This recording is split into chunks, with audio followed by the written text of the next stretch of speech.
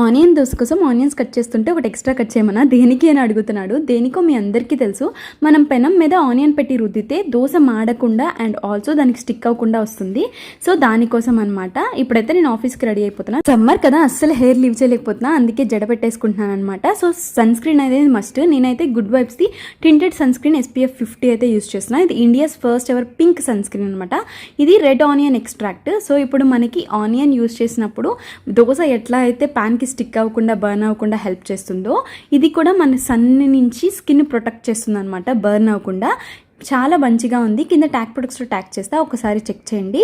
And నేను ఇప్పుడైతే బొట్టు పెట్టేసుకొని వెళ్ళిపోతున్నా. ఈ బాటిల్లో ఏముందో మీరు గెస్ట్ చేస్తే కింద కామెంట్లో చెప్పండి అదేంటి అని. ఒక hair clip, hair band compulsory నాతో క్యారీ చేస్తా సమ్మర్లో మాత్రం. ఆల్సో గుడ్ వైబ్స్ అన్ని ప్రొడక్ట్స్ మీద 35% ఆఫ్ వస్తుంది. మీరు 449 పెట్టి షాపింగ్ చేస్తే ఒక ఫ్రీ గిఫ్ట్ కూడా వస్తుందంట, చెక్ చేసేయండి. ఇప్పుడైతే మేము ఆఫీస్కి బయలుదేరిపోతున్నాము. అంతే ఈ వీడియో. Bye bye.